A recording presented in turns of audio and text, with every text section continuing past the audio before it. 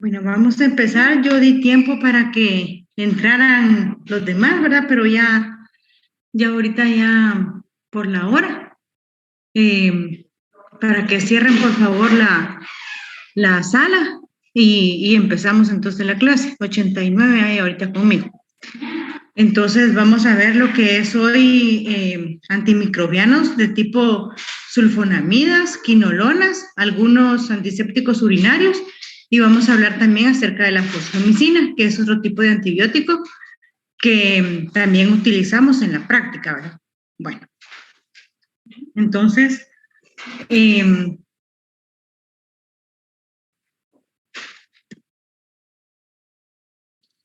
dentro de las generalidades de la sulfonamidas, tenemos que en 1932 el Prontosil, ¿verdad? Se vio como un agente colorante que tenía el poder de tener un efecto antimicrobiano, ¿verdad? También en ese tiempo, ¿verdad? Se estudiaron otros colorantes de tipo ácido. En 1933, Forrester ya vio que el medicamento tenía otras propiedades a nivel antimicrobiano, a nivel de los estreptococos.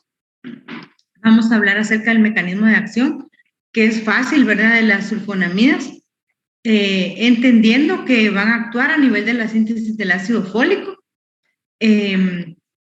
van a impedir la incorporación del ácido paraminobenzoico en el ácido dihidroteroato, inhibiendo una enzima que se conoce como la sintasa de dihidroteroato.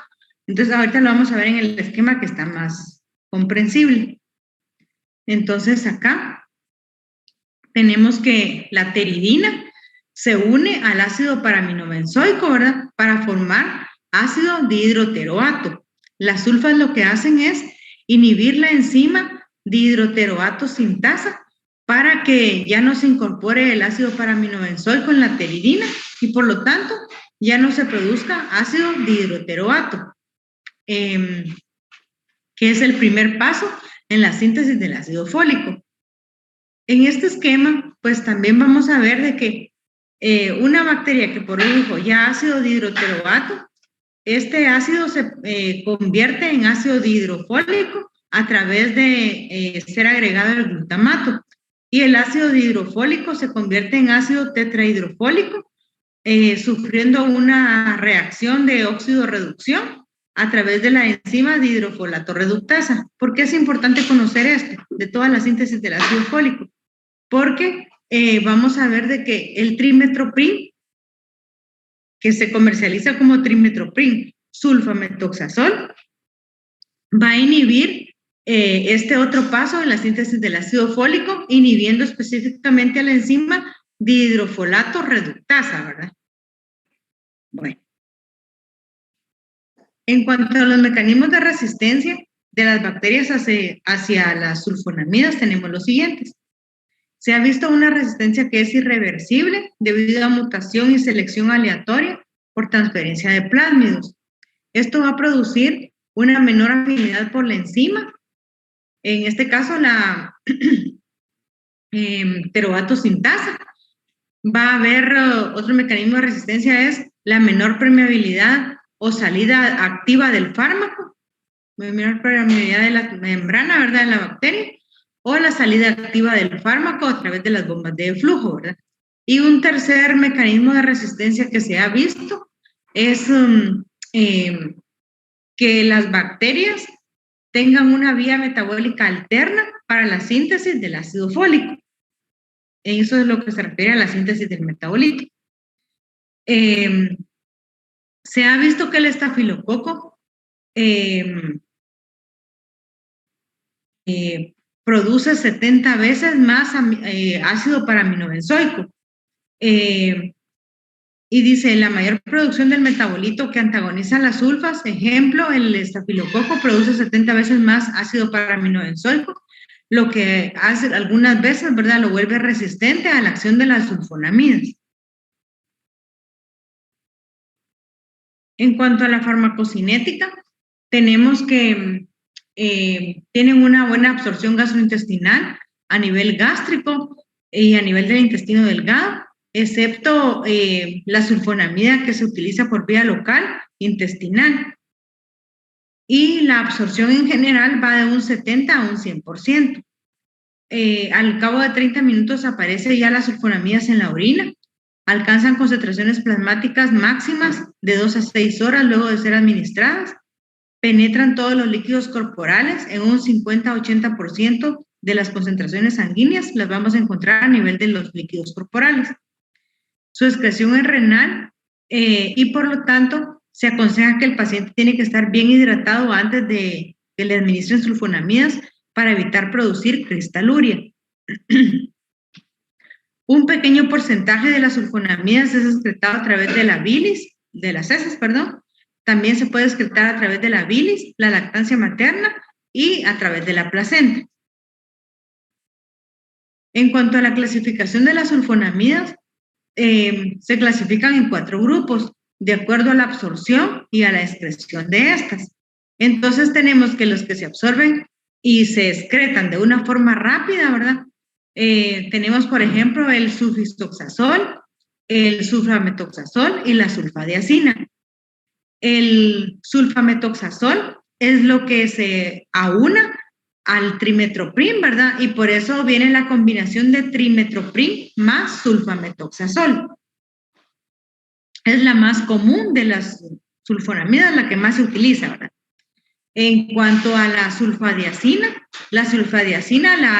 la tenemos en presentación de pomadas y nos sirve, ¿verdad? La sulfadiazina de plata, por ejemplo, ¿verdad? Nos sirve también como un antiséptico o un antimicrobiano de tipo tópico, que podemos ver en el 3, ¿verdad? El uso local, ¿verdad? Está la sulfadiazina, igual la tenemos acá. Estas tienen una absorción y excreción rápida, ¿verdad? Y el sulfisoxazol, antes venía comercializado, combinado el sulfisoxazol con la eritromicina por vía sistémica para darla para la otitis media aguda. Hoy en día ya esta presentación ya no existe. El sulfisoxazol, cabe la pena también mencionar que en las farmacias y en las tiendas, ¿verdad? Las vendían en tabletas y es lo que la gente todavía utiliza, por ejemplo, que tuvo una herida cortocontundente o punzocortante. Entonces la gente, lo ideal sería que siempre lavara primero la herida, ¿verdad? Porque el primer antiséptico que nosotros deberíamos de utilizar es el agua y el jabón, ¿verdad? Pero la gente pues tiene una herida y lo primero que se le ocurre es, en lugar de irse a lavar primero, ellos pues ya utilizan agua oxigenada y luego se aplican el polvo, ¿verdad? Del sulfisoxazol, pensando que esto le va a cicatrizar más rápido y evitar que se infecte la herida. Entonces, la pastilla la muelen y se le aplican el polvo, ¿verdad? En las heridas. Igual lo hacen a veces con las tetraciclinas, que al venir en cápsulas, abren la cápsula y se aplican este polvito, lo cual no se debería de hacer, ¿verdad? No es recomendado esta práctica. En cuanto a las sulfonamidas que tienen una absorción escasa, pero activa en la luz intestinal, tenemos a la sulfasalazina. Las que tenemos de uso local está la sulfacetamida, sulfadiazina y la mafenida. De estas de uso local ya hablamos de la sulfadiazina, que se utiliza como sulfadiazina de plata o sulfadiazina argéntica, y la utilizan para pacientes quemados, ¿verdad? Ya sea quemaduras desde el grado 1 o el grado 2. Ahí sí tiene una buena respuesta, ¿verdad? El paciente. Y la sulfacetamida se utiliza por vía ocular, vía oftálmica, ya sea en pomada o en colirio oftálmico, ¿verdad? Para la conjuntivitis. Las que tienen una absorción rápida, pero una excreción prolongada, solo existe una, ¿verdad? Que es la sulfadoxina. Su vida media es bien prolongada, de 100 hasta 230 horas. Entonces, esta es la clasificación de las sulfonamidas.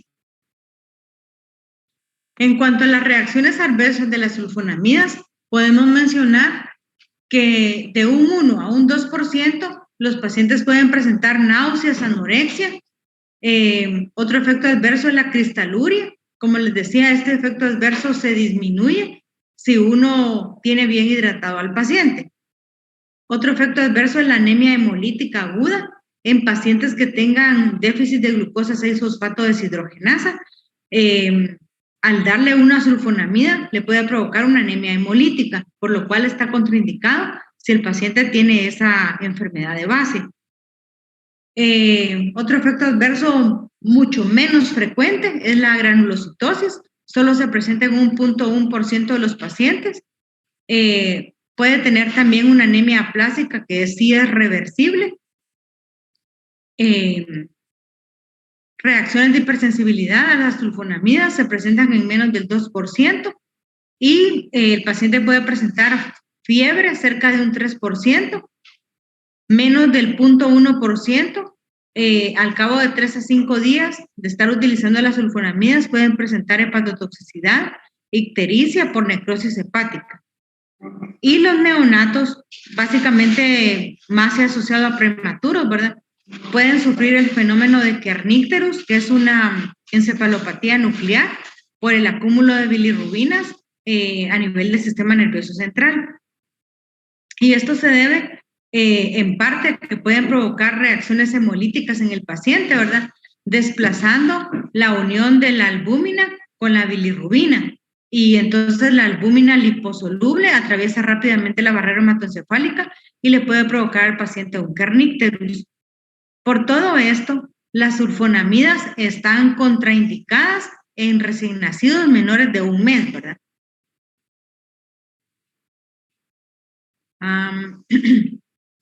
Aquí solo para resaltar lo de la hipersensibilidad. La gente tiene muchas veces temor a que sea alérgica a las penicilinas. Y se ha visto que si comparamos la alergia a penicilinas comparada con la alergia a las sulfonamidas, es inclusive mayor la alergia a las sulfonamidas, ¿verdad? Que se presentan en los pacientes. Pueden llegar inclusive hasta un Steven Johnson. Ahí es más fácil ver la pregunta. Y es importante resaltar que esta alergia se puede presentar... Compañera, tu micrófono. Inclusive si nosotros tenemos el paciente solo con un tratamiento tópico, no es necesario para causar una reacción de hipersensibilidad el que nosotros demos el medicamento tomado. Si es tomado por la absorción, pues un efecto puede ser más fuerte o más rápido de presentarse, pero también se puede presentar a pesar que nosotros solo administremos el medicamento por vía tópica. Entonces, por eso si un paciente les dice, mire, yo soy alérgica a las sulfonamidas, ustedes van a entender que no le van a dar al paciente sulfonamida de ninguna clase, ni colirio, ni pomada, ni tratamiento oral, ¿verdad? Bueno. ¿En qué pacientes están indicadas las sulfonamidas? Pues actualmente, como dijimos, las sulfonamidas se combinan, la mayoría, el sulfametoxazol, ¿verdad? Se combina con el trimethoprim. Entonces, tenemos pacientes, por ejemplo, con nocardiosis, con toxoplasmosis, en las cuales podemos utilizar trimethoprim sulfa, en el caso de la toxoplasma, aunado a la pirimetamina. También se puede utilizar el trimethoprim sulfa para el Plasmodium falciparum, que sea resistente a la cloroquina y a la primaquina. Pacientes que tengan colitis inflamatoria, pacientes con fiebre reumática, ¿verdad? Y que sean alérgicos a las penicilinas, el trimethoprim sería una opción. La combinación de trimethoprim con sulfametoxazol viene en una relación de 20-1. ¿Qué significa esto? Va a tener 20 partículas de sulfa y solo una partícula de trimethoprim. Esta combinación fue realizada y puesta pues a la venta, ¿verdad? Desde 1970. Y se dice que es cuando uno combina, ¿verdad?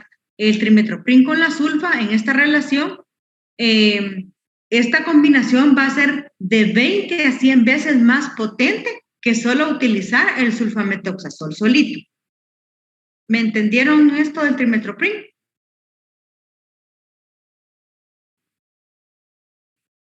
Sí, doctora, que va a ser más eficaz la respuesta unida, ¿verdad? Unido, ajá, correcto, muy bien. Y así como este tratamiento, doctora, se puede dejar hasta por meses al paciente, es decir, un año con este medicamento. Sí, sí se puede dejar hasta un año al paciente con este tratamiento como forma profiláctica, ¿verdad? Cuando lo utilizamos por forma profiláctica, regularmente no lo utilizamos todos los días, sino que lo utilizamos en días alternos. Por ejemplo, los infectólogos dejan como profilaxis martes y jueves trimestoprim al paciente, ¿verdad? O los nefrólogos dejan para prevenir infecciones del tracto urinario en pacientes que tengan sonda, por ejemplo, vesical, o tengan reflujo reflujo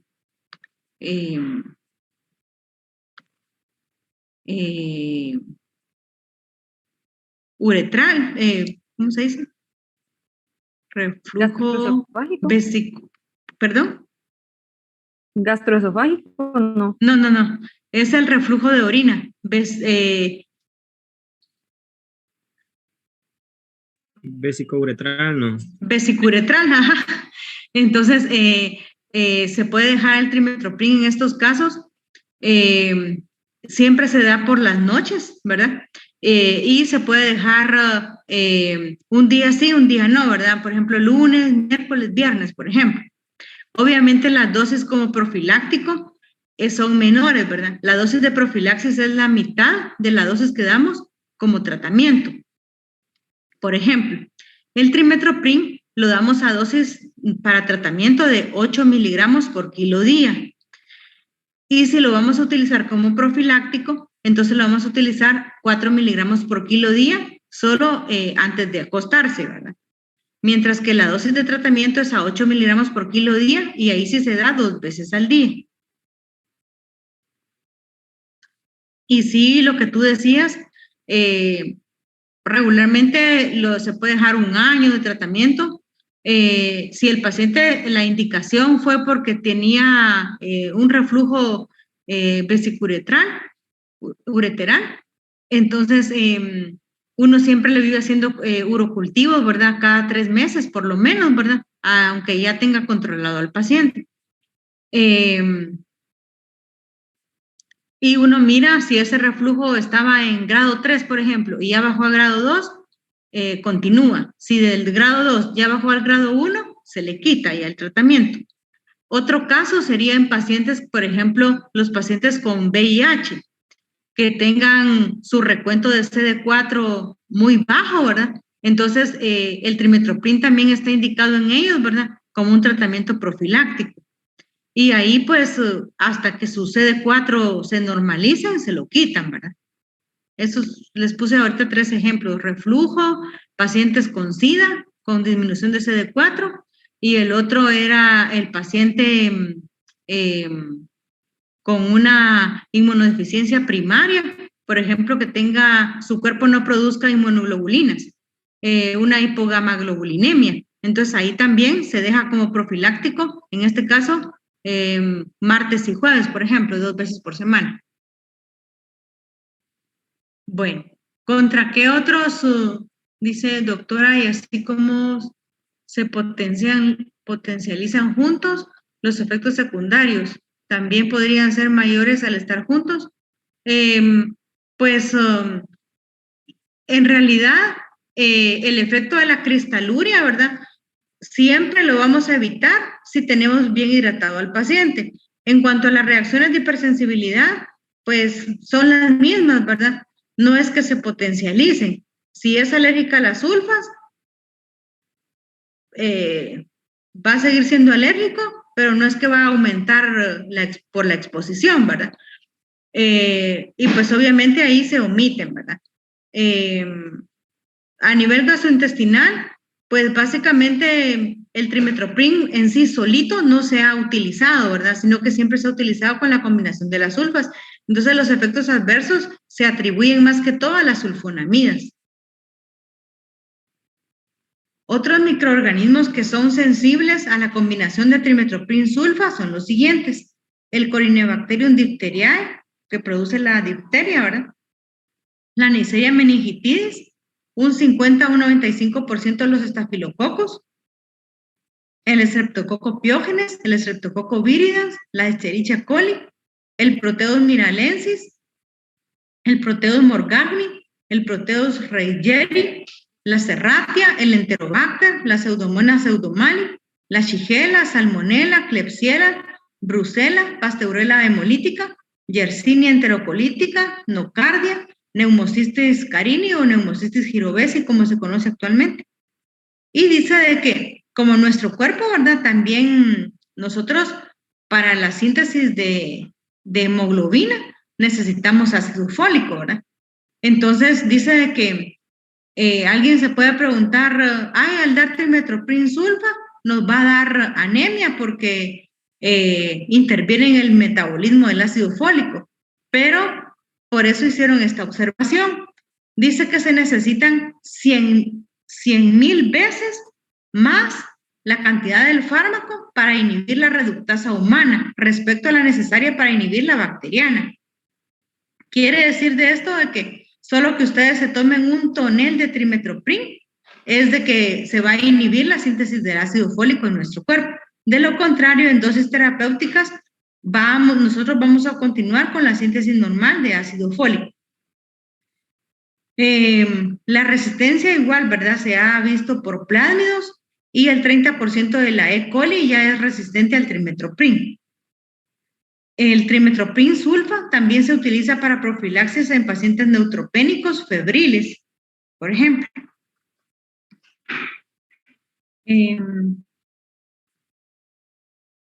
Usos terapéuticos ya directamente en las patologías, infecciones del tracto urinario que no estén complicadas, infecciones respiratorias como la otitis media aguda.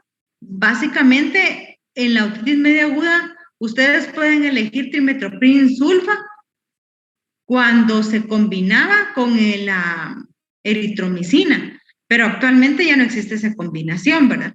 Otro caso sería un paciente que sea alérgico a las penicilinas. Ahí, pues sí, sería otra opción el trimethoprim sulfa en una otitis media. En sinusitis maxilar aguda por Haemophilus influenza y neumococo. Los dermatólogos también hay estudios en los cuales les dejan a los pacientes la terapia de 14 a 21 días para tratar el Propionibacterium acne. A algunos les funciona y a otros no, ¿verdad? En infecciones digestivas por Escherichia coli enterohemorrágica, la 0157H7, se dice de que si nosotros le damos al paciente trimethoprim sulfa y el paciente tiene una diarrea por Escherichia coli enterohemorrágica, estamos aumentando el riesgo de producirle un síndrome urémico hemolítico al paciente. Por lo tanto, deberíamos de ser cautelosos a la hora de dar el trimethoprim sulfa en un paciente con diarrea o con disentería. En infecciones ya directamente por Pneumocystis jirovesi, una neumonía por Pneumocystis jirovesi, ¿verdad? Ahí la dosis del tratamiento es la única indicación para dar dosis altas de trimethoprim. Y en este caso damos trimethoprim de 15 a 20 miligramos por kilo día y lo damos no en 2 dosis, sino que repartido en 3 a 4 dosis, o sea, darlo cada 8 horas o darlo cada 6 horas. Regularmente cada 8 es lo que lo dejamos, ¿verdad? Y obviamente este paciente con Pneumocystis jirovesi es un paciente con SIDA, ¿verdad?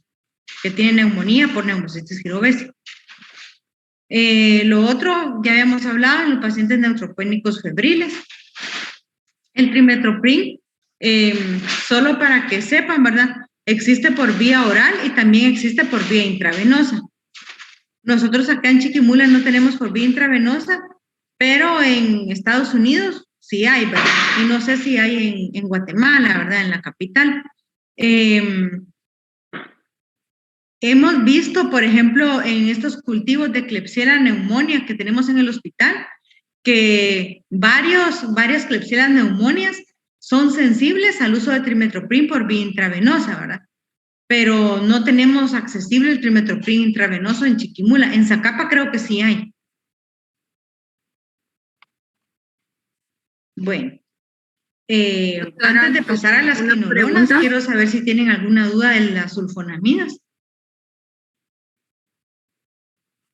¿Me escuchan o no? ¿No? ¿Entendieron el mecanismo de acción de las sulfas, del trimestoprim? ¿Sí? Está fácil, ¿va? Bueno. Una compañera le está intentando preguntar a la doctora. Dice, doctora, así como esa ya la contestamos. Esa ya la contestamos. Tengo una, dice Hailey.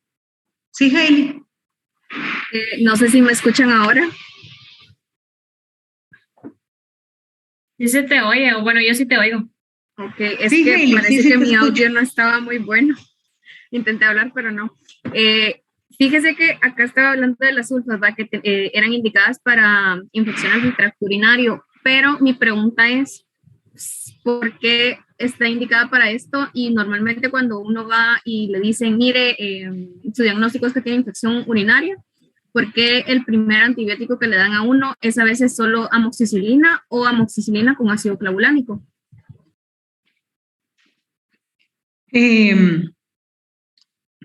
Pues nosotros estamos viendo las indicaciones ahorita del trimestoprim y contra qué bacterias, ¿verdad? Lo ideal a la hora de dar un tratamiento para infección del tracto urinario, el estándar de oro es tener un urocultivo, ¿verdad? El urocultivo nos va a decir qué bacteria tiene el paciente y a qué medicamento es sensible, ¿verdad? Según las concentraciones inhibitorias mínimas, ¿verdad? Entonces, actualmente se ha visto de que más del 85% de la Escherichia coli, por ejemplo, el Proteus mirabilis y la Klebsiella son resistentes a la amoxicilina simple y son sensibles a la combinación de betalactámicos.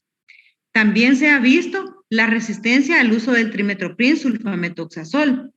Entonces, a eso se debe de que los médicos se utilicen más, si van a utilizar una penicilina, la utilicen con un betalactámico y ya no elijan como primera opción el trimestoprim. Pero, repito, ¿verdad? Lo ideal es tener el gold estándar, ¿verdad? El urocultivo para dar un tratamiento más eficaz y efectivo, ¿verdad? Y no darlo solo por darlo o asumir de que la Escherichia coli o el Proteus o la Klebsiella que tenga el paciente son resistentes, ¿verdad? Eso debería de ser lo ideal, ¿verdad? Y para mientras uno dice, ¿qué le doy para mientras que sale el urocultivo? Porque se tarda 48 horas en salir. Bueno, si el paciente está estable, le pueden dar un antiséptico urinario, que los vamos a ver más adelante, ¿verdad? Ahora, si el paciente está inestable, tiene una pielonefritis, ¿verdad? Ese paciente sí lo tienen que ingresar y ya las guías dicen que coloquemos mejor una cefalosporina de tercera generación en el caso de las infecciones del tracto urinario y siempre antes de colocar la primera dosis del antibiótico se realiza el urocultivo, ¿verdad? Eso es lo que mandan las guías. Yo más adelante les traje también unos cultivos para que miren la resistencia antimicrobiana, ¿verdad? Y cuando estemos viendo uso racional de antibióticos, les tengo diapositivas nuevas, ¿verdad? 2021, para que miren cómo va la resistencia a estas alturas del siglo, ¿verdad? Pero a eso se debe, Hailey, a la resistencia que se ha visto. La gente le duele la garganta, compra trimestoprim. Está vomitando, compra trimestoprim. Y le digo yo, señora, pero su niña tenía diarrea. viene y me dice, no, pero empezó con vómitos y tenía fiebre. Entonces, como era del estómago, yo le compré el Trimestoprim y se lo empecé a dar. ¿Y cuántos días le dio? 3 días, porque como ya de ahí ya se alivió. Y como el Trimestoprim ya viene ya preparado, la gente encima de eso lo guarda y para otra vez le vuelve a dar como que fuera acetaminofén. Entonces, cada vez hacemos más resistencia por el uso indiscriminado de los medicamentos, ¿verdad? Tal vez el paciente tenía fiebre y vómitos por una intoxicación alimenticia o era un proceso viral que no necesitaba antibióticos, ¿verdad? Y luego, como la resistencia se va transmitiendo por plásmidos, ¿verdad? Aunque la gente diga, no, pero es que ella nunca había tomado antibióticos y entonces, ¿por qué es resistente? Porque aunque en la casa no los haya tomado, la bacteria ya se comunicó con otro género, ¿verdad? A través de los plásmidos y produjo resistencia ya en ese ambiente, ¿verdad? En ese lugar, por ejemplo, ¿verdad? Bueno, muy bien. Yo tenía otra duda, doctora. ¿Se me escucha? Sí, permíteme, solo le voy a dar más volumen a la computadora. Va.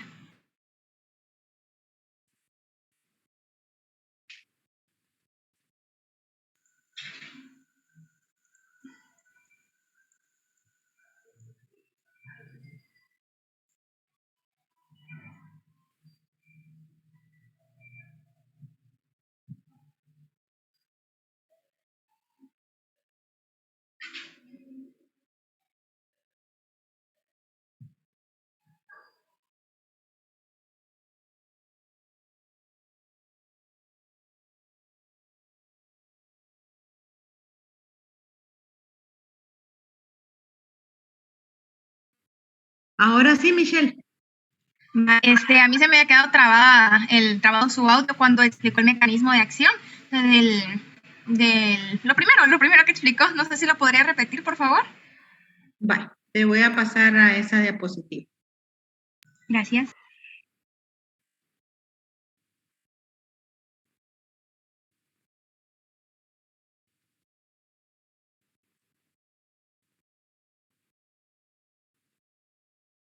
Entonces, dijimos que las sulfas inhiben la producción del ácido fólico, inhibiendo la enzima dihidroteroato sintasa, que es la primera enzima implicada en la síntesis del ácido fólico. ¿Qué es lo que hace esta enzima? Impide que el ácido paraminobenzoico se incorpore a la pteridina para formar ácido dihidroteroato. Entonces, al inhibir esta enzima, ¿verdad? Ya no se forma el dihidroteroato y por lo cual se anula la síntesis del ácido fólico en la bacteria. Y el Trimestoprim lo que hace es de que siempre a nivel de la síntesis del ácido fólico interviene en la reacción de óxido-reducción, inhibiendo la enzima dihidrofolato reductasa para que ya no se produzca ácido tetrahidrofólico.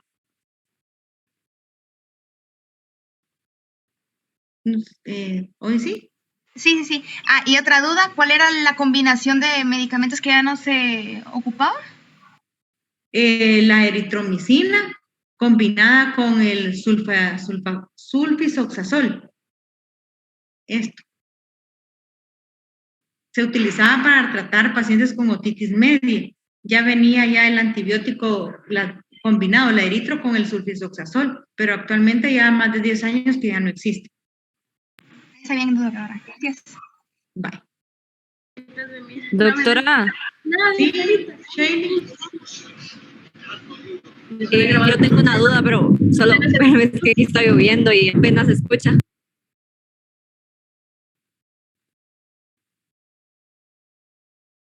Ajá. Si no la escribís, si no se escucha. Con respecto al, usted mencionó un polvito, solo que no le escuché qué nombre dijo con eso. El sulfisoxazol. Ajá, pero mi duda es que hay unas, bueno, no sé si ahora estarán en pastillas que se llaman sulfatiazol, ¿son de las mismas sulfonamidas o son derivados de otras? No, correcto, ajá, eso se me olvidó decirlo, ajá. El el sulfisoxazol,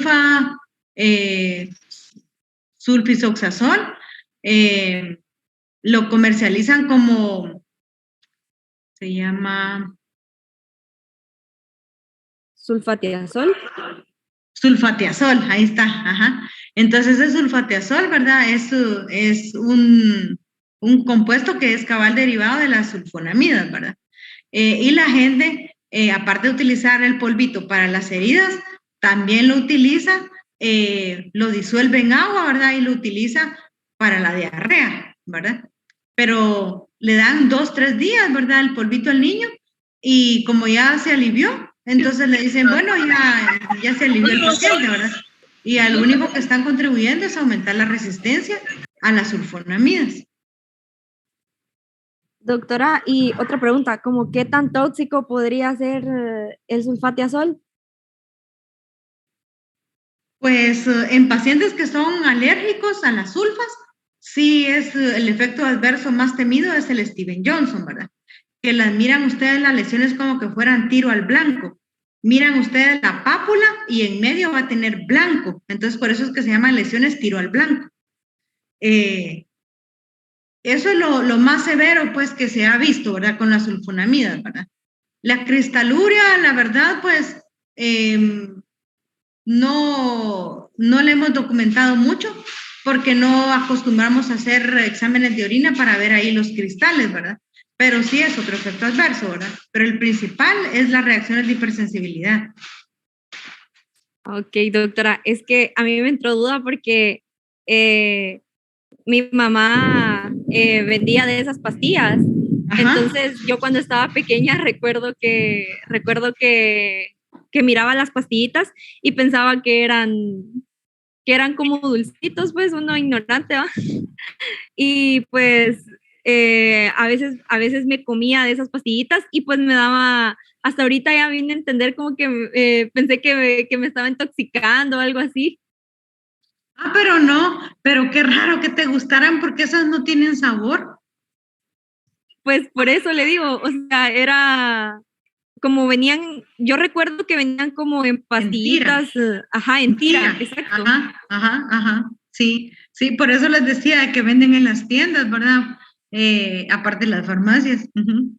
En Ipala, por ejemplo, ¿verdad? Del área de San Luis, llegaban cabal a vender a las tiendas, ¿verdad? Eran como los distribuidores de esos productos, ¿verdad? Y a pesar de que desde hace 2 años el gobierno en Guatemala ya instituyó que no se vendieran antibióticos sin receta, hoy en día, por lo del COVID y todo, pues esa ley ya el que quiere la cumple y el que no, ¿verdad? Ustedes le dejan, mire, ¿qué puedo tomar para una infección urinaria? Entonces viene y ya puede tomar, por ejemplo, trimestoprim. Va a la farmacia, mire, me vende tantas pastillas de trimestoprim. ¿Necesita la receta? No, solo así se las vendo, no tenga pena, le dicen. Entonces, el gobierno ya no se preocupó por velar que las farmacias estén cumpliendo la ley, ¿verdad? Y hoy en día, igual que antes, ¿verdad?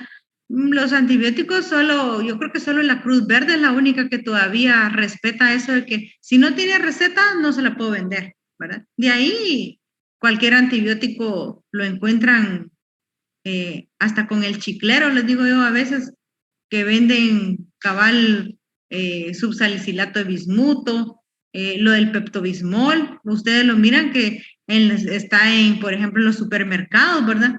Y sabemos de que si bien es cierto, la gente lo utiliza como un antiácido, pues también funciona, ¿verdad? Como un antibiótico, ¿verdad? Y no lo deberían, es un medicamento que debería estar igual restringido, ¿verdad? Para que no nos haga resistencia a eso, ¿verdad? Bueno. Entonces vamos a pasar a las quinolonas. Doctora, solo una última pregunta. ¿Y Ruby? ¿Hay algún uso de alimentos o otros fármacos que impida como que como que, ay, como le dijera, la acción que tenga el fármaco del trimestoprim con la sulfametazol. Que yo sepa, no sé si ha salido algo al respecto. Gracias. Bueno. O si ustedes encontraron algo también, ¿verdad? Pero yo no lo he leído al momento. Me queda una duda. Sí, Fernanda. Entonces, cuando se aplica estas sulfonamidas para secar una herida, bueno, lo digo porque en mi familia casi siempre se había hecho de que una herida no abierta no sanaba, no secaba y siempre supuraba. Entonces siempre decían que aplicáramos de esto y rápido sanaba después. Entonces eso se debe a que la infección no dejaba que sanara. Entonces la sulfonamida lo que hacía era actuar como antibiótico y ¿qué? Combatir la infección más que todo. No es porque tenía un efecto de secar la herida o algo así. Ajá, correcto.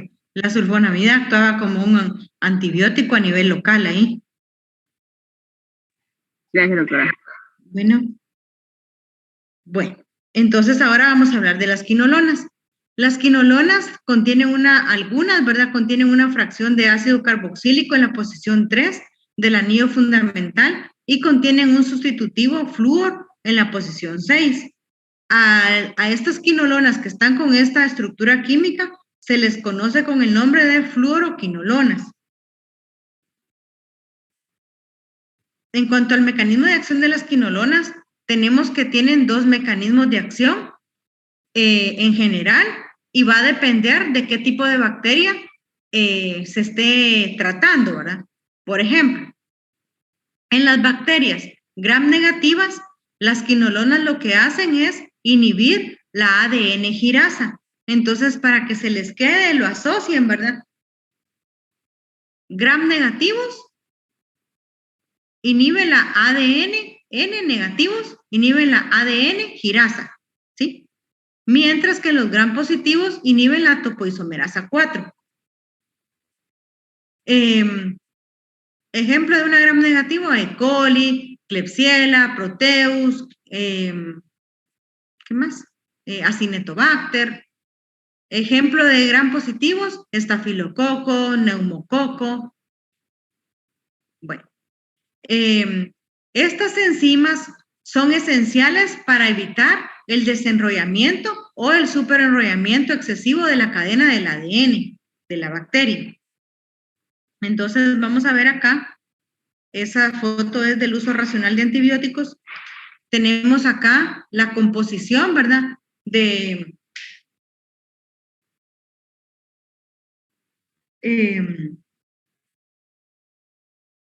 En la estructura, por ejemplo, esta sería una gram negativa, una bacteria gram negativa, ¿verdad?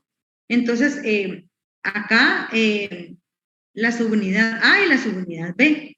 En la subunidad A vamos a encontrar en el centro, ¿verdad? Básicamente en el centro de la subunidad B que interacciona con la subunidad A, vamos a encontrar que en los gram negativos va a inhibir la enzima ADN girasa, mientras que en los gram positivos va a inhibir la enzima topoisomerasa 4. Y como ven acá, ¿sí? Entonces, cabal, aquí está en el centro, va a evitar que el ADN, ¿verdad?, se continúe enrollando, ¿sí? Para que continúe la cadena elíptica, ¿verdad?, del ADN. Entonces, al impedir esto, destruye, ¿verdad?, el ADN de la bacteria para que se siga replicando. En cuanto al espectro antimicrobiano, ¿verdad?, son activas, la verdad, contra la gran mayoría de bacterias, ¿verdad? Luego vamos a ver la clasificación que está bien bonita. Tanto gram negativas como el Escherichia coli, Salmonella, Shigella, Enterobacter, Campylobacter, Neisseria, algunas cepas de gram positivos como estafilococos, gérmenes atípicos o intracelulares como la clamidia, el micoplasma, la legionela, la brucela y también contra micobacterias por ejemplo, el Mycobacterium tuberculoso. Entonces acá tenemos una clasificación que quiero que se la graben, por favor, tal cual está aquí, ¿sí? Luego les traje también de otra farmacología, ¿verdad? La misma clasificación. Entonces, esta es fácil. Lo único que tienen que analizarla, ¿verdad? Entonces, vamos a ver que, por ejemplo, las quinolonas se van a dividir en 4 generaciones. La primera generación fueron las quinolonas que se sintetizaron de primero, ¿verdad? En este caso, como antiséptico urinario, en lo que se refiere al ácido nalidíxico. Estas son activas como antisépticos urinarios, repitiendo, para bacilos gram negativos. Ejemplo, el ácido nalidíxico. Luego tenemos las de segunda generación, como la ciprofloxacina, ¿verdad? Estas van a ser activas siempre contra bacilos gram negativos, ¿verdad? Y contra bacterias, enterobacterias, bacilos gram negativos. ¿Qué diferencia hay de primera con la de segunda? Aquí ustedes lo van a dar como antiséptico, ¿sí? O sea, como un preventivo, mientras que las ciprofloxacina, las de segunda generación, ya lo vamos a dar como un tratamiento de una infección urinaria. Va. Las de, y si se dan cuenta, esta colita de acá, de los gérmenes intracelulares, demuestra que las de segunda generación también tienen actividad contra gérmenes intracelulares, en menor cantidad, pero sí, aparte de enterobacterias, bacilos gram negativos, también actúan contra gérmenes intracelulares. Ahora nos pasamos a las de tercera generación. Las de tercera generación van a seguir siendo efectivas contra las enterobacterias, bacilos gram negativos. Aparte, van a ser efectivas contra cocos gram positivos y van a tener una mayor actividad que las de segunda generación contra gérmenes intracelulares. Léase gérmenes intracelulares, micoplasma, clamidia, coxiela, ¿sí? Y las de cuarta generación, aparte de ser activas contra todas las de tercera generación, le van a agregar que son activas contra contra anaerobios. Y ahí lo pueden ver mejor, ¿sí? Entonces, entre más alta la generación de la quinolona, va a funcionar como una bomba, ¿verdad? Las de primera generación solo son antisépticos urinarios para bacilos gram negativos. Las de segunda generación ya son tratamiento de bacilos gram negativos y tienen un poco de efectividad contra gérmenes intracelulares. Las de tercera generación, aparte de ser útiles para bacilos gram negativos, también son útiles para cocos gram positivos y ya tienen un poco más de sensibilidad a gérmenes intracelulares. Las de cuarta generación retienen toda la actividad de las de tercera y se aúna que son activos para gérmenes anaerobios, aparte de los gérmenes intracelulares, bacilos gram negativos y cocos gram positivos. ¿Entienden aquí la clasificación? El espectro antimicrobiano de las quinolonas. Solo podría repetir, doctora, cuando dijo que entre más alta era la generación. Entre más alta es la generación, mayor efectividad va a tener, porque no solo nos van a servir para tratar bacilos gram negativos, cocos gram positivos, gérmenes intracelulares, y también nos van a servir para tratar anaerobios, ¿verdad? Las de cuarta generación. Y por eso yo les digo, ¿verdad? Las quinolonas de cuarta generación son una bomba, ¿verdad? Porque actúan contra todas las bacterias, ¿verdad? Gram positivos, gram negativos, gérmenes atípicos y contra las micobacterias también. Pero lo ideal no es, ay, entonces a todo le voy a dar quinolonas yo, ¿verdad? Así los curo a todas. Por si no es una cosa, es otra, ¿sí? ¿Verdad? Lo ideal es que nosotros seamos más prudentes, ¿verdad? Si decimos, pensamos que el paciente tiene una infección del tracto urinario, entonces no irnos a quinolonas de tercera generación, ¿verdad? Sabiendo en la clínica cuáles son las bacterias más frecuentes que producen infecciones del tracto urinario. ¿Serán los cocos gram positivos o serán los bacilos gram negativos? Los bacilos, creo, ¿no? Ajá, los bacilos gram negativos. Entonces, en lugar de darle yo una quinolona, de tercera generación, le doy una de segunda generación y estas todavía me las guardo, ¿verdad? Ahora, si yo tengo un paciente que estoy pensando de que tenga una micobacteria atípica, ¿verdad? Y el paciente está internado en una unidad de cuidados intensivos, ya le han colocado betalactámicos y el paciente no mejora, todavía no tengo resultados de cultivos, ya le colocaron quinolonas de primera generación, entonces, y no mejora, ya lleva 72 horas del cambio de tratamiento. Una opción sería colocarle ya sea quinolonas de tercera o de cuarta generación. Esta es siempre de la diapositiva anterior, solo que esto es tomado de otra farmacología, ¿verdad? Es de la farmacología de Richard Harvey y Pamela Champ, en la cual, ¿verdad? Igual clasifican las quinolonas de primera a la cuarta generación. Y acá les colocan el espectro antimicrobiano, ¿verdad? Para resaltar lo anterior. Acá solo es se las voy a leer, ¿verdad? Entonces, ¿por qué se las traje? Dice, ¿verdad? Las de primera generación son utilizadas a menudo hoy en día teniendo una actividad para gérmenes gram negativos moderada. Ellas tienen concentraciones séricas mínimas y se restringen para el tratamiento de infecciones del tracto urinario no complicadas, ¿verdad? Porque son antisépticos urinarios. En cambio, las de segunda generación, ya su espectro contra gram negativo se expande y además tienen actividad en contra gérmenes gram positivos y organismos atípicos, ¿verdad? Por lo que vimos, la colita de esa espada amarilla, ¿verdad? Que ya nos pueden servir contra micoplasma neumonía y clamidia neumonía, ¿sí? Las de tercera generación, entonces, volviendo acá, ¿se dan cuenta? Segunda generación, bacilos gram negativos, gérmenes intracelulares.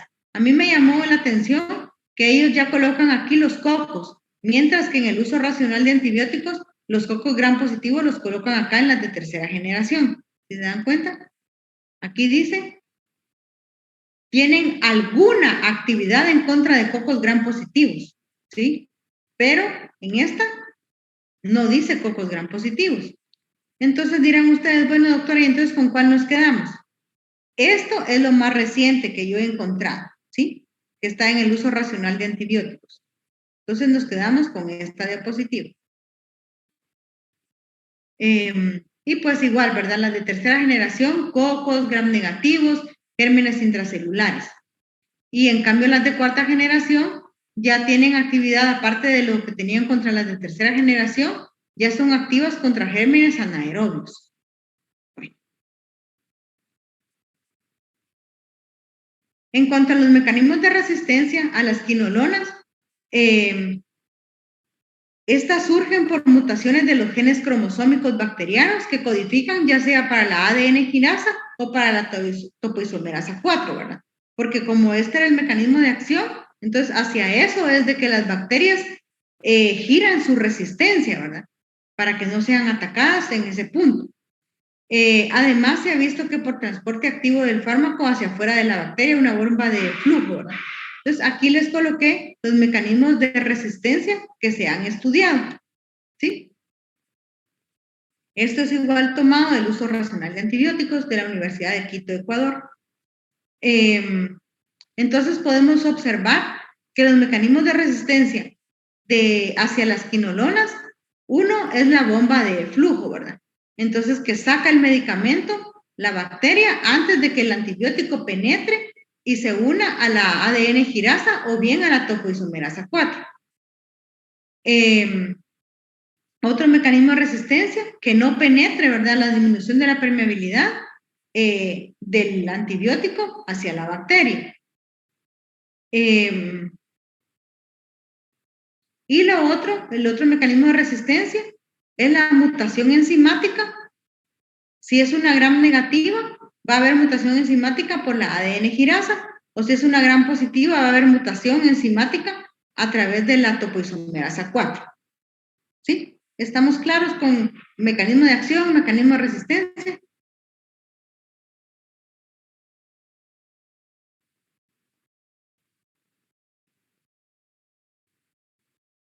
¿Sí?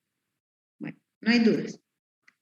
En la clasificación, ¿cuáles son de primera generación? ¿Cuáles de segunda? ¿Cuáles de tercera y de cuarta? Esta era la clasificación en la cual es bien extensa. Las de primera generación está el ácido nalidíxico, que es el prototipo de las quinolonas, ¿verdad? El ácido pipemédico y está la sinoxacina. Las de segunda generación tenemos la ciprofloxacina, que es la que más utilizamos, enoxacina, ofloxacina, pefloxacina, norfloxacina, amifloxacina, lomeflacina y levofloxacina. Las de tercera generación tenemos la esparfloxacina, tosufloxacina y la gatifloxacina. Las de tercera generación, debido a la toxicidad que se ha demostrado en el humano, ¿verdad?, fueron sacadas del mercado, ¿sí? Y las de cuarta generación tenemos la mosifloxacina, torvafloxacina y la clinafloxacina.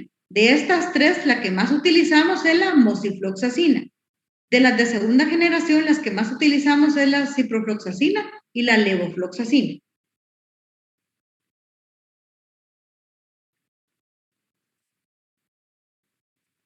Bueno. Doctora, o sea que definitivamente las de tercera generación uno no las administra ni tampoco las puede obtener. Exacto.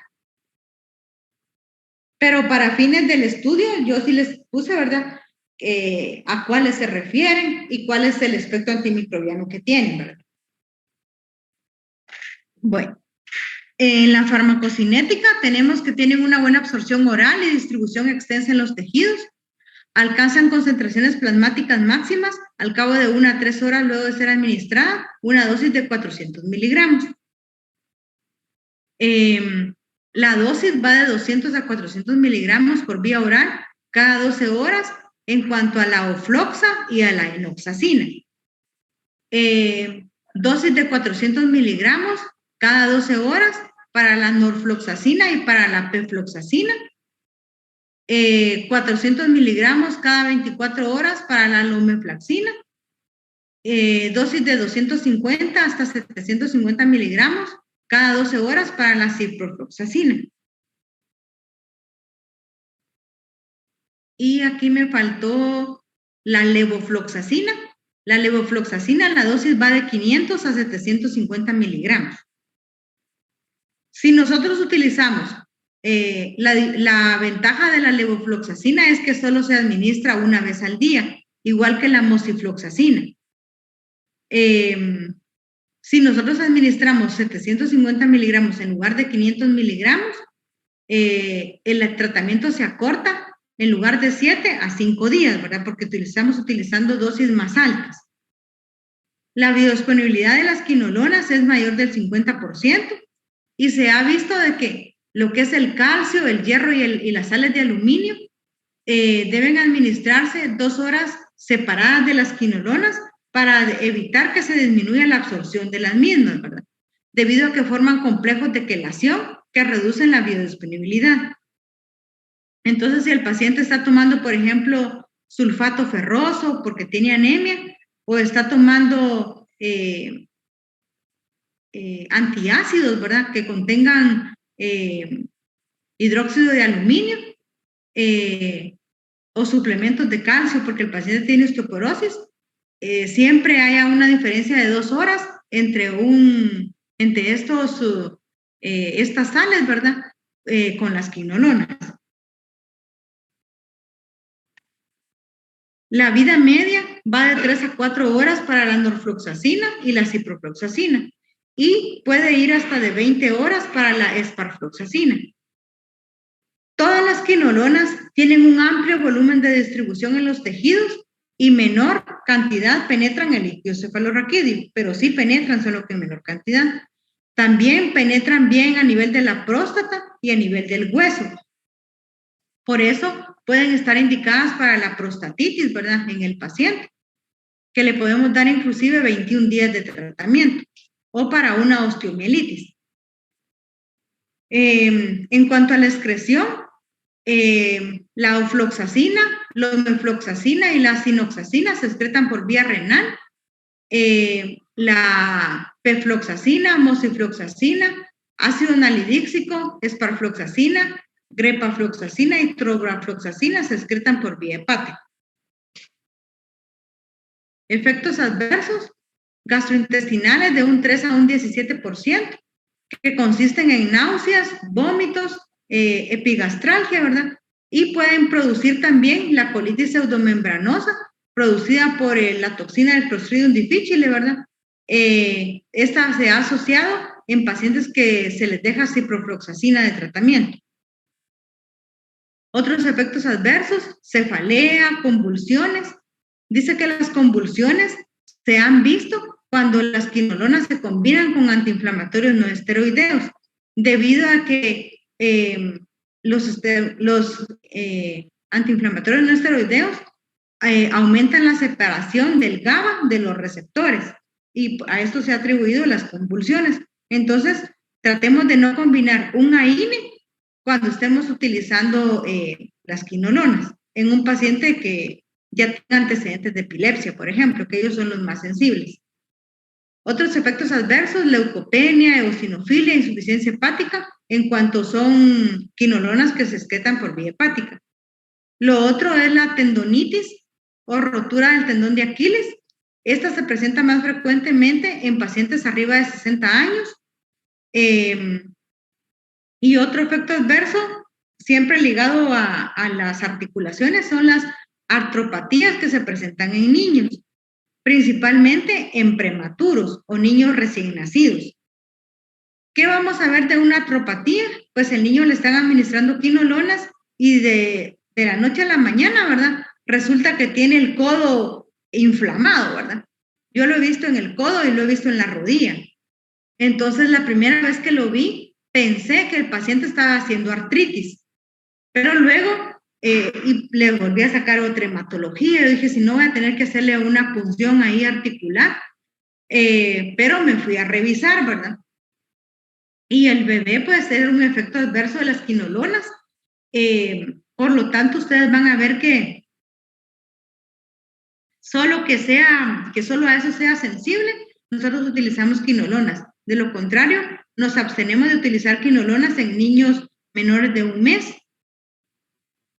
Hay médicos que dicen, uy, no, quinolonas en niños, no, independientemente de la edad. Pero donde se ha visto más el riesgo es en recién nacidos, ¿verdad? En cuanto a la rotura del tendón de Aquiles, es importante resaltar que en un paciente, como se recuerdan que las quinolonas pueden ser parte del tratamiento del Helicobacter pylori también, en pacientes que sean resistentes a otros fármacos, que el Helicobacter pylori sigue saliendo, ¿verdad? Y en el antígeno que le hacemos en heces, y a pesar que el paciente ya tomó 2 tratamientos previos, ¿verdad? Que no tenían quinolonas. Entonces podemos asociarle, darle quinolonas, pero se aconseja que durante el tratamiento, durante esos 14 días, no realice deportes, correr, en elíptica, ¿verdad? Sino que sí puede caminar, ¿verdad? Pero que no sean deportes extenuantes para evitar la rotura del tendón de Aquiles.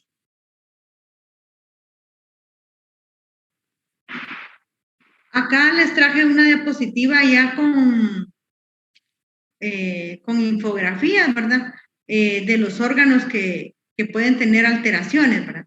Entonces, a nivel gastrointestinal, náuseas, vómitos, diarrea, dispepsia, ¿verdad? ¿Sí? Diarrea, náuseas. A nivel hepático, aumento de las transaminasas. A nivel cardíaco, las fluoroquinolonas pueden prolongar el intervalo QT. A nivel renal, aumento de la creatinina sérica, cristaluria, si el pH del bebé o del paciente es arriba de 7. En el sistema nervioso central, mareos, cefaleas, alucinaciones, convulsiones. Perdón porque aquí es S, ¿verdad? Pero como esto es sacada de esta farmacología, por eso está ese error. Ansiedad, insomnio, reacciones alérgicas, prurito, urticaria. A nivel ocular, se ha asociado el ácido nalidíxico a producir visión borrosa, fotofobia, diplopía y falla en la acomodación. Y a nivel del cartílago, puede formar depósitos, ¿verdad?, de quinolonas ahí y provocar la tendinitis, por lo cual debe de utilizarse con precaución durante el crecimiento. ¿En qué pacientes están indicadas las quinolonas? Pues infecciones del tracto urinario, prostatitis, enfermedades venéreas como gonorrea, enfermedad inflamatoria pélvica y el chancro, infecciones del tubo digestivo y abdominales, ¿verdad? Desde una gastroenteritis bacteriana hasta una fiebre tifoidea. Infecciones respiratorias, infecciones de huesos y articulaciones, ¿verdad? Y tejidos blandos, desde una celulitis, una artritis hasta una osteomielitis. Y, importante resaltar, tuberculosis resistente a muchos fármacos e infecciones por micobacterias atípicas. Contraindicaciones, el embarazo, la lactancia, ¿verdad? Y en pacientes que sean alérgicos a las quinolonas. Ahora vamos a hablar de los antisépticos urinarios y analgésicos. Muchas veces, como les decía, en lo que sale el urocultivo, si el paciente no luce tóxico, aguantémonos, ¿verdad? Esperemos el urocultivo y le podemos dar antisépticos urinarios. ¿Qué es lo que hacen esto? Inhiben la liberación de muchas especies de bacterias, no se utilizan para tratar infecciones, sino que se utilizan como profilácticos, ¿verdad? Se acumulan y se concentran en los túbulos renales. Tenemos, por ejemplo, la metenamina. Este es un antiséptico de vías urinarias que se activa con el formaldehído que genera la bacteria, ¿verdad? Y es útil contra la Escherichia coli, el estafilococo aureus y el Streptococcus epidermidis. Perdón, estafilococo epidermidis. Tenemos la nitrofurantoína. La nitrofurantoína tiene la capacidad de que sí funciona según la dosis, ¿verdad? Puede funcionar como antiséptico o puede funcionar como tratamiento directamente de la infección del tracto urinario. Por eso dice acá, se utiliza para tratar y evitar infecciones urinarias, o sea, como profiláctico o se puede utilizar como tratamiento. Todo va a depender de la dosis que ustedes estén utilizando. Son útiles contra la Escherichia coli, enterococos, efectos adversos más comunes, náuseas, diarrea y a veces reacciones de hipersensibilidad. La nitrofurantoína es útil en niños, es útil en adultos, ¿verdad? Y el sabor tiene un poco a menta cuando se utiliza en suspensión, pero aún así sí es bien irritante para la mucosa gástrica, ¿verdad?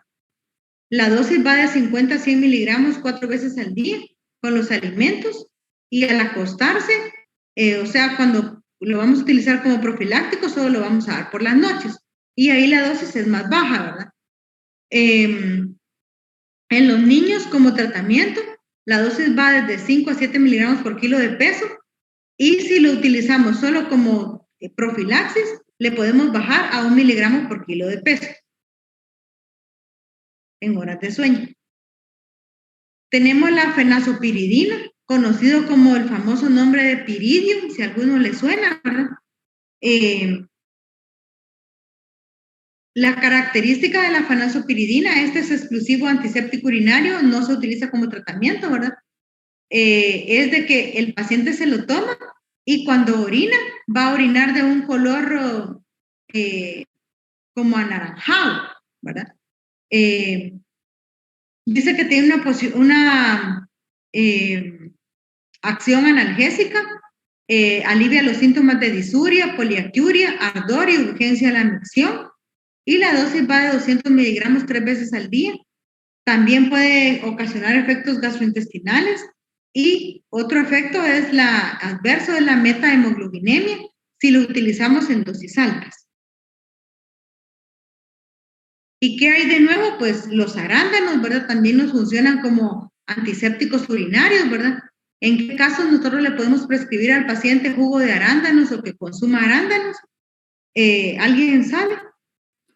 Doctora, yo sabía de eso y la verdad me pareció muy curioso porque hay medicina, se me olvidó el nombre, pero para infección en las vías del tracto urinario. Creo que para eso. Porque... Ajá,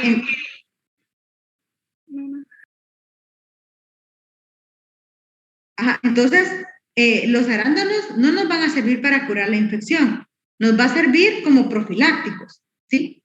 ¿Qué es lo que hacen los arándanos o el jugo de arándanos? En pacientes que tienen infecciones del tracto urinario a repetición por la bacteria Escherichia coli, eso es donde se han hecho los estudios, ¿verdad? Los arándanos impiden que los pilis que tiene la E. coli se adhieran al epitelio de la vejiga urinaria y bajo ese mecanismo es que funcionan como antisépticos urinarios. Lo podemos dar como profilácticos o lo podemos dar junto al tratamiento de la infección urinaria para acelerar el proceso de que si ya tiene la bacteria, pues le damos el antibiótico que va a matar la Escherichia coli e impedimos que otras E. coli se adhieran al epitelio de la vejiga, ¿verdad? Y si el paciente tiene infecciones urinarias a repetición, ya tenemos un urocultivo negativo, entonces le podemos dar el jugo de arándanos en las noches, ¿verdad? Como tratamiento preventivo, ¿verdad? De que no se acumule ahí Escherichia coli adhiriéndose por los pilis al epitelio de la vejiga. No se ha estudiado, y ojo con esto, ¿verdad? No se ha estudiado con otras bacterias como Proteus, Klebsiella, Acinetobacter. El estudio es con Escherichia coli.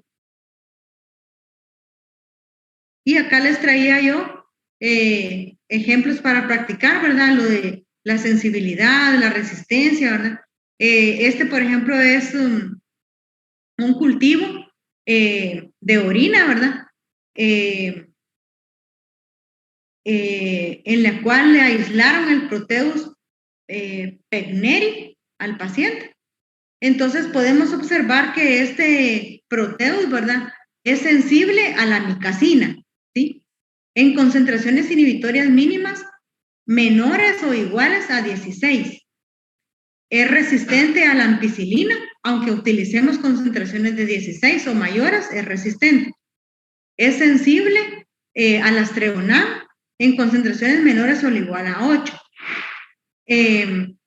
Entonces, ¿qué podemos ver acá, por ejemplo? Es sensible al trimetoprim sulfa en concentraciones menores o iguales a 2 de trimetoprim y 38 de sulfas, ¿sí? Entonces, si observamos bien la tabla, ¿verdad? Uno dirá, bueno, doctora, y de todos los que sean sensibles, ¿cuál elegiríamos para el paciente? ¿Sí? Entonces, por ejemplo, lo ideal de elegir es uno, ¿verdad? Lo ideal es elegir un medicamento que se administre por vía oral si es que la bacteria es sensible. Entonces podemos ver acá que el imipenem, el meropenem, por ejemplo, es sensible con concentraciones menores o igual a 1, o sea que es resensible, ¿verdad?, al meropenem. Pero la desventaja del meropenem es que se utiliza exclusivamente por vía intravenosa. Igual el ertapenem, ¿verdad? Entonces, por ejemplo, miremos uno de que tenga concentraciones inhibitorias mínimas menores y que se pueda administrar por vía oral. Entonces, por ejemplo, podemos observar aquí los que tienen 0.5 y 1. La cefotaxima más ácido clavulánico, no le hicieron un antibiograma acá, si es sensible o resistente. Uno asume, ¿verdad?, que es sensible, porque tiene concentraciones menores o iguales a 0. Desventaja es de que la cefotaxima es por vía intramuscular o por vía intravenosa. Entonces, por lo tanto, no lo vamos a administrar por esa desventaja. ¿Cuáles hay por vía oral? Miremos cuáles hay por vía oral. Ciprofloxacina es sensible con concentraciones menores o igual a 1. Perfecto. Entonces le puedo dar yo ciprofloxacina a mi paciente, 500 miligramos cada 12 horas, que sé que lo voy a curar. Si el paciente, en cuanto al costo, el trimestoprim, también, aunque tenga una concentración menor de 2, y en cambio la quinolona tenía menor de 1, pero también, ¿verdad? Es una opción aceptable, ¿verdad? Podemos darle o cipro o trimestoprim cada 12 horas, que sabemos que con eso vamos a curar al paciente. Ahora bien, la nitrofurantoína, miren, aunque le diéramos una dosis bien alta, es resistente con concentraciones mayores de 64, por lo tanto, no le podemos dar ese medicamento. ¿Sí? Aquí les voy a poner otro. Un estafilococo aureus. Y aquí está su antibiograma. Entonces, que dice que este estafilococo aureus, ¿verdad? Es resistente porque produce beta-lactamasas de amplio espectro, inclusive con concentraciones arriba de 8 de ampicilina, ¿verdad? En contra del estafilococo aureus. Es sensible a la clindamicina con concentraciones bien pequeñas, menores o igual a 0.5. Igual es sensible a la eritromicina. Y también es sensible al trimestoprim sulfa. Entonces, y a la oxacilina, ¿sí? Entonces, podrían darle, por ejemplo, eritromicina o otro macrólido, ¿verdad? Que el paciente se va a curar con eso. O le podrían dar trimestoprim, ¿sí? O le podrían dar clindamicina. ¿Cuál elegirían de estos tres? Entre eritromicina, clindamicina y trimestoprim. Cualquiera de los tres se vale. Lo que tienen que recordar es que la eritromicina la tienen que dar cada 6 horas. Por lo tanto, puede ser que el paciente no lo cumpla y tiene bastantes efectos gástricos, ¿verdad? La clindamicina la tienen que dar cada 6 horas también y le puede producir la colitis pseudomembranosa. En cambio, el trimestoprim no le va a producir colitis pseudomembranosa, se da cada 12 horas, ¿verdad? Entonces, de estos ustedes elegirían, la mejor opción sería el trimestoprim sulfa para el paciente, si el paciente no fuera alérgico, ¿verdad? Así es como tienen que ustedes que analizar sus cultivos. Va. Ese fue como un refresh ahí. Y ahorita ya el último medicamento que vamos a ver el día de hoy va a ser la fosfomicina. ¿Por qué tienen que saber la fosfomicina? Porque se utiliza, ¿verdad? Es un medicamento bien noble. Yo no había visto un paciente alérgico a la fosfomicina hasta la semana pasada. Puede suceder con cualquiera, ¿verdad? Pero siempre tenerla en mente, ¿verdad? Porque van a ver ustedes sus propiedades, ¿verdad? Tanto antimicrobianas como en la nobleza de la absorción del medicamento. Entonces, la fosfomicina fue aislada en 1966 de la bacteria Streptomyces fraidae. Es un análogo de fosfoenolpiruvato sin relación estructural con otro antimicrobiano. Su mecanismo de acción consiste en que ingresa a la membrana por permeasas, se une a la cisteína del enolpiruvato, transferasa citoplasmática, la bloquea, con lo cual se bloquea la unión del ácido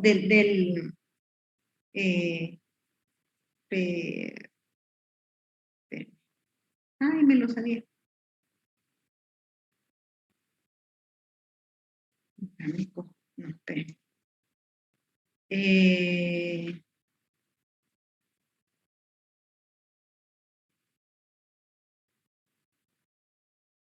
Ya está. Es que está en inglés. Bloquea la unión de la fosfoenolpiruvato a la UDP N-acetilglucosamina. Y con ello no se produce la formación del ácido N-acetilmurámico, que, recordando, ¿verdad? En la síntesis de la pared celular de la bacteria, ¿verdad? Dijimos de que se combina una molécula de ácido N-acetilmurámico con una molécula de glucosamina, ¿sí? Entonces, la fosfomicina va a actuar desde ese nivel. En cambio, las penicilinas van a actuar en el tercer paso de la formación de la pared, ¿verdad? Entonces, por eso esta inhibe la síntesis de la pared desde el principio. Y acá tenemos, entonces, la fosfomicina inhibe, ¿verdad? La unión del fosfoenol piruvato para que se produzca el ácido murámico, ¿verdad? Inhibiendo así la síntesis del peptidoglicano. Acá lo tienen mejor estructurado, ¿sí? Provocando, ¿verdad?, la muerte de la bacteria. La fosfomicina es un antibiótico que es bactericida. Y si se dan cuenta, es parte de los antibióticos más recientes que tenemos, ¿verdad? En el 2013, ¿verdad? Fue que ya se hizo énfasis más en su mecanismo de acción y en su utilidad. En la farmacocinética tenemos que en ayunas la biodisponibilidad absoluta es de un 37%. Se reduce a un 30% cuando el fármaco se administra con las comidas, pero es poquito, ¿va? Solo se reduce, bueno, sí se reduce bastante, un 30%. Se puede administrar por vía oral o se puede administrar por vía parenteral. Cuando se utiliza por vía oral, se presenta en forma de trometamina o sal cálcica, mientras que cuando se utiliza por vía parenteral, se utiliza en forma de sal sódica. Y acá tenemos diferencias entre la vía oral y la parenteral, ¿verdad? La forma, dijimos que cálcica era oral y sódica era parenteral. Entonces, la absorción por vía oral va de un 20 a un 40%, mientras que por vía parenteral va de un 37 a un 50%. Alcanza concentraciones séricas al cabo de 2 a 4 horas, luego de ser administrado dosis de 3 y 9.4 miligramos por litro, versus la vía parenteral, que alcanza concentraciones de 2 a 4 horas igual, con 10.9 a 30.9 miligramos por litro. No se une a las proteínas plasmáticas. Acá pues dice no se ve afectada por los alimentos, pero pues si nosotros la utilizamos por vía oral, ya vimos, ¿verdad?, que sí disminuye un 30% la biodisponibilidad, a diferencia por vía sistémica, que no va a interferirse, ¿verdad?, la absorción, ni la biodisponibilidad. Un tercio de la sal cálcica se excreta en forma activa en la orina y un tercio se excreta a las 72 horas por las heces. Tiene una vida media de 4 horas y una excreción renal de un 35 a un 60%. Y dice que la absorción intestinal se sucede, ¿verdad?, por las vesículas de membrana por transporte de fosfatos y es favorecida por el sodio y el hidrógeno, ¿verdad?, y es afectada por los fósforos. La fosfomicina tiene una buena actividad in vitro, tiene una baja tasa de resistencia y no hay resistencia cruzada, que es importante, ¿verdad? Ustedes van a ver que a mí me gusta mucho la fosfomicina, combinarla, por ejemplo, ya sea con tigesiclina o con meropenem, ¿verdad? O inclusive con piperacillina tazobactam. Hacíamos que las cepas de Klebsiella se destruyeran, ¿verdad?, con estas combinaciones, ¿verdad? Por lo mismo, porque la fosfomicina la gente no la conoce, entonces solo la venden cuando un médico la receta. No van a la farmacia y le dicen, mire, deme fosfomicina, así como digan, deme tetraciclina, ¿verdad? La actividad de la fosfomicina sobre las cepas de Escherichia coli y Klebsiella pneumonia productoras de betalactamasas de espectro extendido. Tenemos que, esto fue publicado en el 2006, perdón, en una revista de enfermedades infecciosas de microbiología. Y tenemos acá, por ejemplo, ¿verdad? Vieron 290 muestras de Escherichia coli y acá está el antibiograma. Como pueden observar, alcanza concentraciones inhibitorias mínimas de 1 con la fosfomicina.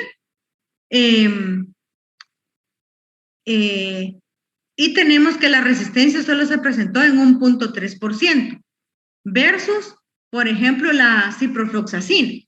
Alcanzaba concentraciones plasmáticas mínimas de 16 y con concentraciones plasmáticas de 16, inclusive hasta 28, vieron una resistencia de 67.8%. ¿Sí? Entonces, igual acá está con el trimetoprim sulfa, 16, porcentaje de resistencia 67.5. Ahora miremos la Klebsiella pneumoniae.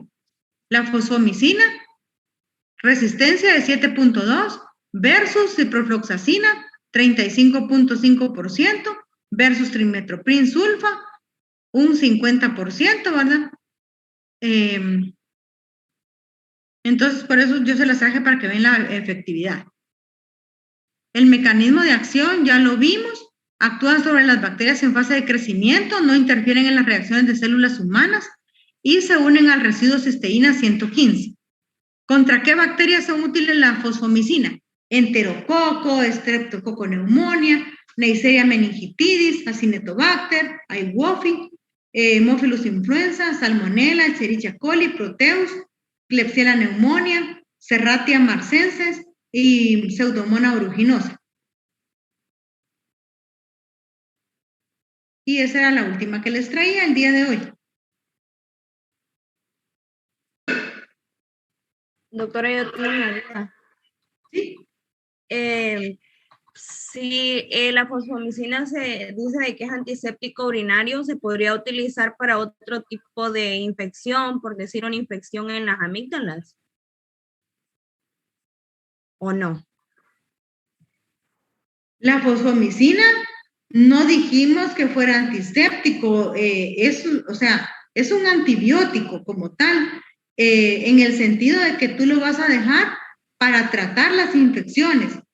Los antisépticos se utilizan como profilácticos, eso es como el sinónimo, ¿verdad? Decimos antiséptico, significa profiláctico. Decimos ya tratamiento, es ya darlo con dosis plenas, ¿verdad?, del medicamento. Ahora bien, en cuanto a que si lo podemos dar para tratar una infección, una faringoamigdalitis, se ha demostrado que las cepas de Streptococcus beta hemolítico del grupo A siguen siendo sensibles al uso de penicilina.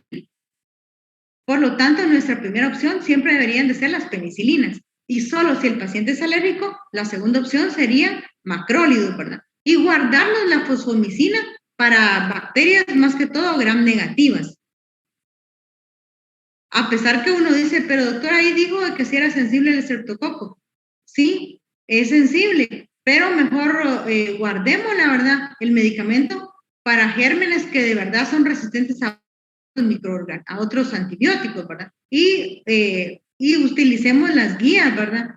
Si es una faringoamigdalitis y el paciente no es alérgico, siempre su primera opción aquí en la China va a ser penicilina. Sí, es que preguntaba por eso, porque a mí me dieron fosfomicina por 7 días para una faringoamigdalitis. Entonces, ¿en dónde vivís? ¿Cómo? ¿En dónde vivís?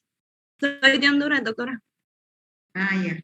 Sí, pero es que, o sea, yo ya había usado penicilinas, macrólidos, entonces ya como última opción me dieron fosfomicina y ya al final volví a lo mismo, entonces mejor me las quité ya. Ah, ya. Es buena elección. Ya tenías ahí ya, pero ¿y si te habían hecho orocultivos? No, doctora, eso fue lo que más me puso así como que a pensar, porque en ningún momento me hicieron cultivo, únicamente con un PCR el doctor me dijo de que ya tenía que tomar ese antibiótico, entonces no, mejor me fui a la operación directamente. Sí, se recuerdan de que en el artículo que les mandé de los macrólidos, ¿verdad? Está el efecto inmunomodulador de la citromicina. Entonces, en pacientes que son faringoamigdalitis a repetición, lo ideal es siempre hacer orocultivo, ¿verdad? Y podríamos darle inclusive combinación de amoxiclaulanato combinada con acitromicina debido al efecto inmunomodulador que produce la citromicina, ¿verdad? Y la otra opción que tenías era la clindamicina. Obviamente hay guías, ¿verdad?, de otorrino que dice que si tenés más de 4 infecciones, más de 4 faringoamigdalitis en el año, documentada, ¿verdad?, con puntos sépticos, entonces sí es indicación de cirugía o con cultivos positivos, ¿verdad? Porque a veces pues pueden haber faringos que son virales, ¿verdad? Y esas, como le digo a la gente, es que mire, pero si hace un mes se enfermó de la garganta. Sí, señora, pero tenía herpangina. Era un virus que es un Coxsackie. Esa no cuenta, ¿verdad? Ahora las infecciones por estreptococo beta hemolítico, si tiene 4 o más en el año, o más de 2 en 6 meses, ahí sí cuenta, ¿verdad? Para tratamiento quirúrgico. Doctora, yo tengo una pregunta. No sé si realmente son cicatrizantes las sulfonamidas, que a mí me pasó una cuestión hace unos 2 meses, me hice un piercing y pasé bastante tiempo con el cuento sin cicatrizar y me pasó otra avería, me quemé con un escape de moto y pues me recomendaron la sulfaplata, ¿va? Y por curiosidad yo me la eché en el piercing y a los 2 días ya estaba nítida. No sé si es fue lo que me ayudó a cicatrizar o si tiene efectos para eso. No, no tiene efectos cicatrizantes. El efecto es un antibiótico, ¿verdad? Solo te va a quitar ahí te va a matar las bacterias, ¿verdad? Básicamente, como las dos eran en piel, ¿verdad? El estafilococo era la bacteria ahí que te estaba causando que no cerrara la herida. Oh, está bien, gracias. Y de ahí son tus mecanismos inmunológicos, ¿verdad? Que van a ayudar a la cicatrización, básicamente. Doctora, disculpe, hay una situación de una prima que ella, cuando padece de infección urinaria, dice que se toma una medicina que se llama sanirrenal. Y entonces ella dice que cuando se lo toma con una que se tome y ya se siente mejor. Entonces se lo recetó a una tía, o sea, le dijo, tómate eso, eso es muy bueno.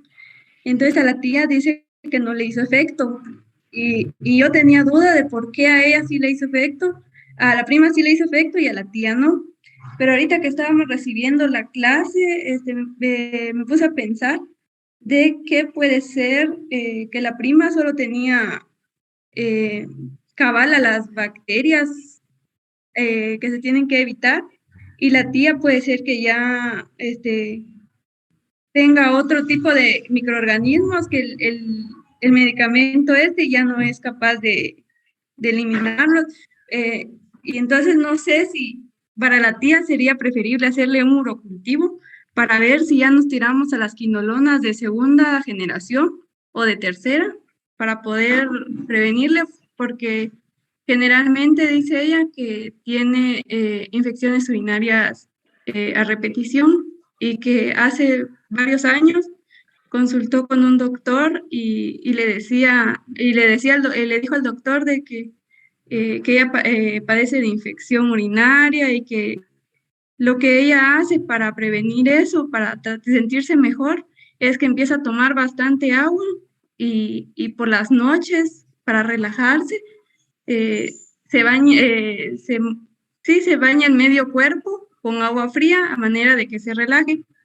Y dice que el doctor le dijo que siguiera haciendo eso y que no le iba a dar medicamento porque si eso le funcionaba. Pero ahora se está viendo de que no, eso ya no le funciona y los medicamentos, no sé cuál sería mejor, hacerle un urocultivo para saber qué es lo que tiene. Sí, el estándar de oro es el urocultivo, ¿verdad? En este caso, ¿verdad?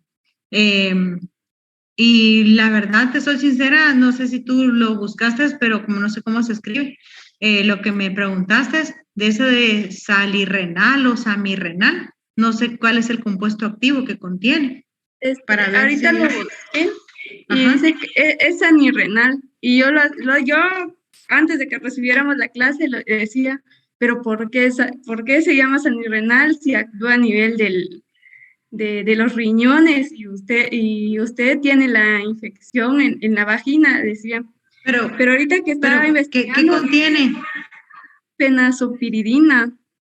Es un antiséptico urinario. Ajá, por eso es que lo relacioné con la clase de hoy. Ya. Dice que es un analgésico antiséptico urinario de 50 miligramos. Dice. Ajá, no funciona como antibiótico, ¿verdad? Sino que como antiséptico. Y como ella ya tiene síntomas, ¿verdad? Entonces, lo ideal ahí es hacerle el urocultivo para ver qué bacteria es y darle tratamiento en base a la sensibilidad de ese urocultivo, ¿verdad?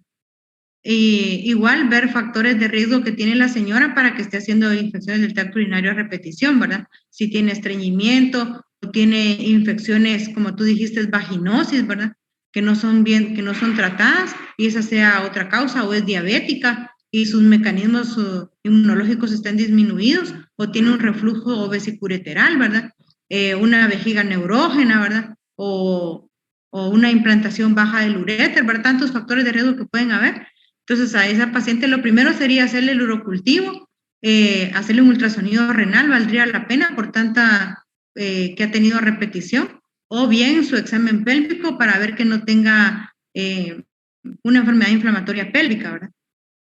Bueno, gracias. Me hacen favor de que se queden solo los coordinadores de los grupos. Vamos a hacer el sorteo de los temas, por favor.